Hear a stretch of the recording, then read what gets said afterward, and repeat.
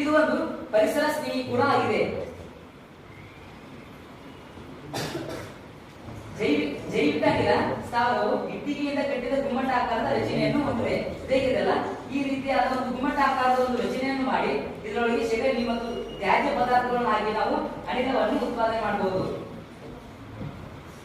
ಪಾಚಕವು oxygen ರಹಿತ ಉಸಿರಾಟ ನಡೆಸುವ ಸೂಕ್ಷ್ಮಾಣುಜೀವಿಗಳು ಸಂಯುಕ್ತಗಳು ವಿಘಟಿಸಿ ಮಿಥೇನ್ ಇದೆಲ್ಲ ಒಂದು ಅನಿಲ ಬರ್ತಿದೆ. ಆ ಜೈವಿಕ ಅನಿಲ ಯಾವುದಂದ್ರೆ ಮಿಥೇನ್. ಈ ಮಿಥೇನ್ ಅಷ್ಟೇ ಅಲ್ಲದೆ ಕಾರ್ಬನ್ ಡೈಆಕ್ಸೈಡ್, ಹೈಡ್ರೋಜನ್ ಸಲ್ಫೈಡ್ ಮುಂತಾದ ಅನಿಲಗಳು ಕೂಡ ಉತ್ಪತ್ತಿಯಾಗುತ್ತವೆ. ಅನಿಲ ತೊಟ್ಟಿಯಲ್ಲಿ ಅನಿಲ ಶೇಖರಣೆಯಾಗಿ ಅಲ್ಲಿಂದ ಕೊರೆಯ ಮುಖಾಂತರ ಹೊರಗಡೆ ಬಂದು ನಾವು ದಹನ ಕ್ರಿಯೆಯನ್ನು ನಡೆಸಬಹುದು. ಈ ಜೈವಿಕ ಅನಿಲದ ಅನುಕೂಲವೇನೆಂದ್ರೆ ಜೈವಿಕ ಅನಿಲದಲ್ಲಿ 75% ಮಿಥೇನ್ ಅನಿಲ ಇರುವುದರಿಂದ ಇದು ಅತ್ಯುತ್ತಮ ಇಂಧನವಾಗಿದೆ. ಇದು ಪರಿಸರ ಸ್ನೇಹಿ ಇಂಧನ ಕೂಡ ಆಗಿದೆ. ಸೌದೆ, ಇತ್ತಿಲು, ಕಲ್ಲಿದ್ದಲು ಇಳಿಸಿದಾಗ ಬೂದಿ ಉಳಿಯುವಂತೆ ಇಲ್ಲಿ ಶೇಷ ಉಳಿಯುವುದಿಲ್ಲ. ಆದ್ರೆ ನಾವು ಕಟ್ಟಿಗೆ ಹಚ್ಚಿದಾಗ ಅಲ್ಲಿ ಬೂದಿ ಉಳಿಯುತ್ತೆ. ಆದರೆ ಈ ಮಿಥೇನ್ ಅನಿಲವನ್ನು ಉಳಿಸಿದಾಗ ಅಲ್ಲಿ ಯಾವುದೇ ರೀತಿಯ ಬೂದಿ ಕೂಡ ಉಳಿಯುವುದಿಲ್ಲ. ನಾವು ಎರಡನೇದಾಗಿ ನೋಡೋದಾದ್ರೆ ಪವನ ಶಕ್ತಿ. ಈ ಪವನ ಶಕ್ತಿಯು ನಾವು ಇಂತಹ ದೊಡ್ಡ ದೊಡ್ಡ ಒಂದು ಗಾಳಿ ಯಂತ್ರಗಳನ್ನು ನೋಡಿರುತ್ತೇವೆ. ಆ ಗಾಳಿ ಯಂತ್ರಗಳು ಎಲ್ಲ ಸ್ಥಳಗಳಲ್ಲಿ ಇರುವುದಿಲ್ಲ. ಏಕೆಂದರೆ ಅದು ಚಲನೆಯನ್ನು ಮಾಡಬೇಕಾದ್ರೆ 15 ಪರ್ ಗಂಟೆಗೆ 15 ಪರ್ ವೇಗದಲ್ಲಿ ಗಾಳಿ ಬೀಸಿದಾಗ ಆ ರೆಕ್ಕೆಗಳು ಚಲಿಸಿದಾಗ ಅಲ್ಲಿ ಟರ್ಬೈನ್ ಅನ್ನೋದು ಒಂದು ಇರ್ತದ. ಆ ಟರ್ಬೈನ್ ತಿರುಗಿದಾಗ ಅಲ್ಲಿ ಜನರೇಟ್ ಇರ್ತದ. ಆ ಜನರೇಟ್ ಕೂಡ ತಿರುಗುತ್ತದ. ಆ ಜನರೇಟ್ ತಿರುಗಿದಾಗ ಅಲ್ಲಿ ಶಕ್ತಿ ಉತ್ಪಾದನೆ ಆಗುತ್ತದೆ. ಈ ಗಾಳಿ ಯಂತ್ರಗಳನ್ನು ಸ್ಥಾಪಿಸಲು ಬಹಳ ಬಂಡವಾಳ ಹಾಕಬೇಕು. ಅಷ್ಟು ಬಂಡವಾಳ ಹಾಕಿದ್ದು ಅಷ್ಟು ನಮಗೆ ಶಕ್ತಿಯನ್ನು ಕೊಡುವುದಿಲ್ಲ. ಏಕೆಂದರೆ ಗಾಳಿಯು ಎಲ್ಲ ಕಡೆ ವೇಗವಾಗಿರುವುದಿಲ್ಲ. ಆದರೆ ಇದು ಪರಿಸರ ಸ್ನೇಹಿ ಆಗಿರುವುದರಿಂದ ಇಂತಹ ಸಾಧನಗಳನ್ನು ನಮ್ಮ ದೇಶಗಳಲ್ಲಿ ಹಲವಾರು ಕಡೆ ನೋಡುತ್ತೇವೆ.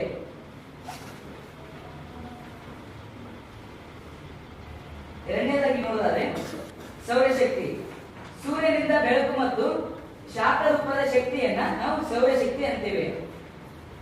ಈ ಸೌರಶಕ್ತಿಯಿಂದ ಏನು ಕಿರಣ ಮತ್ತು ಬೆಳಕು ಬರ್ತದಲ್ಲ ಆ ಕಿರಣಗಳು ಸೋಲಾರ್. ಈ ಸೋಲಾರ್ ಅಂದರೆ ಸೌರ ಕೋಶಗಳಿಂದ ಜೋಡಣೆಯಾಗಿರ್ತಕ್ಕಂತಹ ಸೌರ ಫಲಕ. ಈ ಸೌರ ಫಲಕದಲ್ಲಿ ಆ ಕಿರಣಗಳು ಸಂಗ್ರಹವಾಗಿ ನಮಗೆ ವಿದ್ಯುತ್ ಅನ್ನ ಬಿಡುತ್ತದೆ. ಇದು ಪರಿಸರ ಸ್ನೇಹಿ ಕೂಡ ಆಗಿದೆ. ಈಗ ಇದಷ್ಟೇ ಅಲ್ಲದೆ ನಾವು ಅಡಿಗೆ ಮಾಡೋದಕ್ಕೆ ನಾವು ಸೌರ ಕುಕ್ಕರ್ ಅನ್ನ ಕೂಡ ಬಳಸ್ತೇವೆ. ಈ ಸೂರ್ಯ 5 ಬಿಲಿಯನ್ ವರ್ಷಗಳಿಂದ ನಮಗೆ ನಿರಂತರವಾಗಿ ಬೆಳಕು ಕೊಡ್ತಾ ಇದ್ದಾನೆ.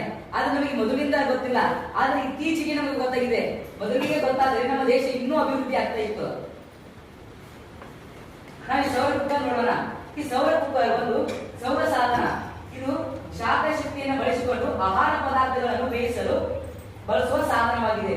ಈ ಸೌರ ಕುಕ್ಕರ್ ಇದು ಒಳಗಡೆ ಮತ್ತು ಒಳಮೈ ಮತ್ತು ಹೊರಮೈ ಕಪ್ಪು ಬಣ್ಣ ಇರ್ತದೆ. ಈ ಕಪ್ಪು ಬಣ್ಣ ಯಾಕೆ ಇರ್ತದಂದ್ರೆ ಈ ಕಪ್ಪು ಬಣ್ಣ ಸೂರ್ಯನ ಕಿರಣ, ಸೂರ್ಯನ ಶಾಖವನ್ನ ಹಿಡಿದಿಟ್ಟುಕೊಳ್ಳುವಂತಹ ಶಕ್ತಿಯನ್ನ ಕಪ್ಪು ಬಣ್ಣ ಮಾತ್ರ ಹೊಂದಿದೆ.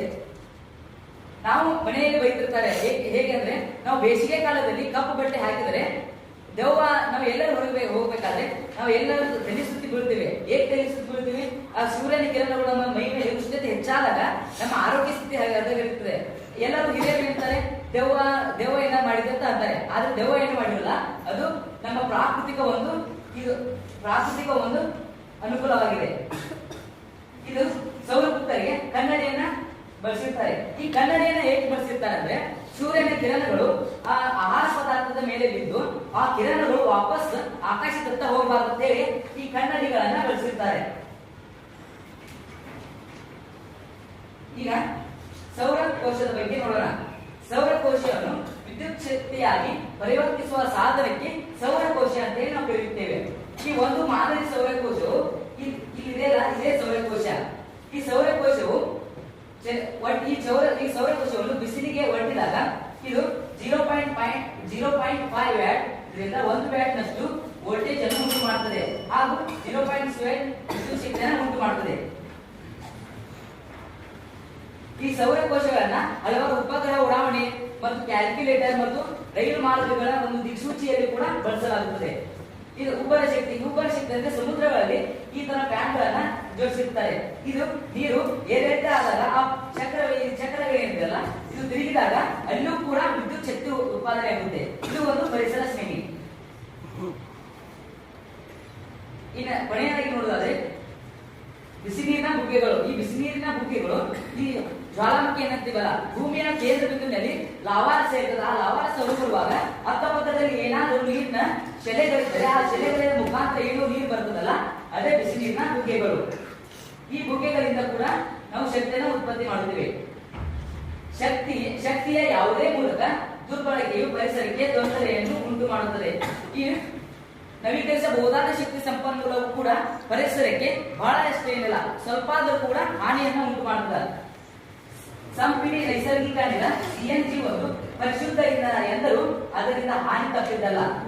ಪಳೆಯುಳಿಕೆ ಇಂಧನಗಳ ದಹನದಿಂದ ವಾಯು ಮಾಲಿನ್ಯ ಉಂಟಾಗುವುದು ಖಚಿತ. ಏಕೆಂದ್ರೆ ನಾವು ವಾಹನಗಳಿಗೆ ಇಂಧನಗಳನ್ನು ಬಳಸ್ತೀವಿ. ಆ ಇಂಧನಗಳಿಂದ ನಮ್ಮ ವಾಹನಗಳು ಕಾರ್ಬನ್ ಡೈಆಕ್ಸೈಡ್ ಅನ್ನು ಹೊರಬಿಡ್ತವೆ. ಆ ಕಾರ್ಬನ್ ಡೈಆಕ್ಸೈಡ್ ಪರಿಸರಕ್ಕೆ ಸ್ನೇಹಿ ಅಲ್ಲ, ಅದು ಪರಿಸರದ ಮೇಲೆ ಬಹಳ ಪ್ರಭಾವವನ್ನು ಬೀರುತ್ತದೆ. ಆದ್ದರಿಂದ ನಮ್ಮ ಪರಿಸರ ಕೂಡ ನಾಶ ಆಗ್ತದೆ, ನಮ್ಮ ಮಾನವ ಸಂಕುಲವೆಲ್ಲ ನಾಶ ಆಗಿರುತ್ತದೆ. ಪಳೆಯುಳಿಕೆ ಇಂಧನಗಳ ಮೇಲೆ ಹೆಚ್ಚು ಕಾಲ ಅವಲಂಬನೆಯನ್ನು ನಾವು ಕಡಿಮೆ ಮಾಡಬೇಕಿದೆ. ಅದನ್ನು ಕಡಿಮೆ ಮಾಡಿದರೆ ನಮ್ಮ ಜೀವ ಸಂಕುಲವೆಲ್ಲ ಎಲ್ಲ ಸಂತೋಷದಾಯಕದಿಂದ ಕೂಡಿರುತ್ತದೆ. ಉದಾಹರಣೆ, ಸೌದೆಗಾಗಿ ಮರಗಳನ್ನು ಕಡಿಯುವ ಬದಲು ನಾವು ಜೈವಿಕ ದ್ರವ್ಯರಾಶಿಯನ್ನು ಬಳಸುವುದು. ನಾವೀಗ ಕಟ್ಟಿಗೆ ಕಡಿಬೇಕಾದ್ರೆ ಪರಿಸರ ನಾಶ ಆಗ್ತದೆ. ಅದರಿಂದ ನಾವು ಇದೇನಿಲ್ಲ ಜೈವಿಕ ಅನಿಲವನ್ನ ಮಿಥೇನ್ ಅನಿಲವನ್ನು ಬಳಸೋದ್ರಿಂದ ಪರಿಸರ ನಾಶವಾಗುವುದಿಲ್ಲ. ಈ ವೇದಿಕೆ ಮೇಲೆ ನಮಗೆ ಸೆಮಿನಾರ್ ಮಾಡಲು ಅವಕಾಶ ಮಾಡಿಕೊಟ್ಟಿರ್ತಕ್ಕಂಥ ನಿರ್ಣಾಯಕರಿಗೆ ಹಾಗೂ ನನ್ನ ಸಹೋದರ ಸಹೋದರಿಯರಿಗೆ ನಮಸ್ಕಾರಗಳು.